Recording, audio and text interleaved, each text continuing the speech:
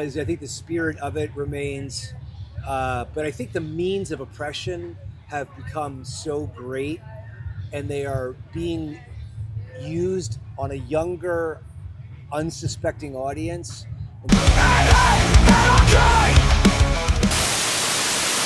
My name is Mark Earhart. I am in a band called Corporate Plants. I'm the drummer, and I'm the proud dad of two children. Well, they're adults now, 28 and 25.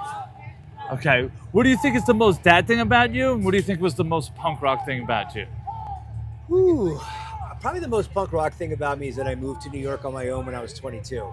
So I've been here since 1988, and those were really fun times.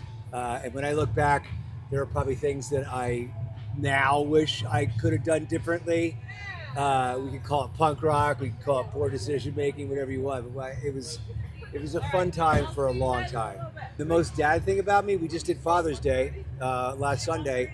I told them that like the best thing about the year for me, for the day, was how well that they had done that year.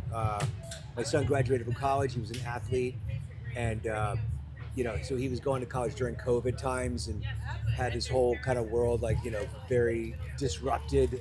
And then my daughter just got like a full-time job that she kind of clawed her way into, and so they both have had like a fantastic year. So that made my day. Oh, that's awesome. That's awesome. Where were you from when you moved out to New York in '89?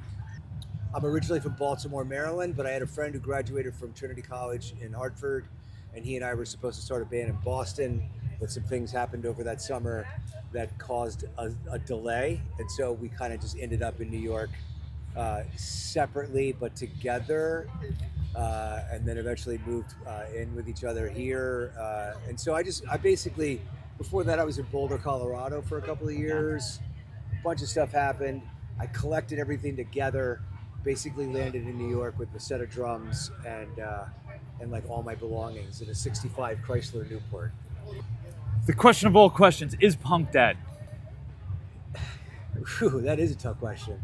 I'm going to say no, because I think the spirit of it remains, but I think the means of oppression have become so great, and they are being used on a younger, unsuspecting audience.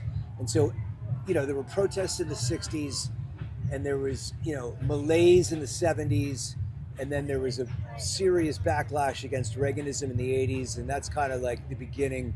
That and all the stuff that happened in England in the 70s, right? So there's your birth roots of punk rock, and it still exists today. But I just feel like the man has figured out methods by which we are separated without knowing it.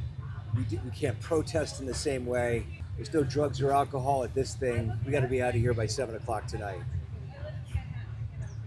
And with that being said, the man, do you think they've figured out a way to somewhat monetize punk in a way that we should warn the younger people about?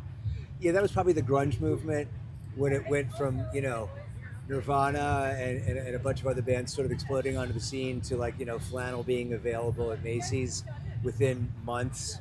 There should be a warning, and there should just be a movement towards homesteading, home grassroots.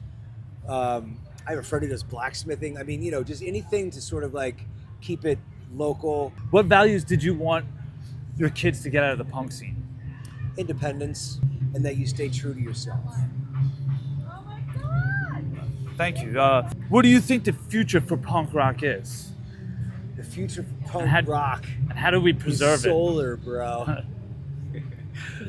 How do we preserve it? I mean, it's just a matter of whether there's things to rebel against, because I think that's what punk represents.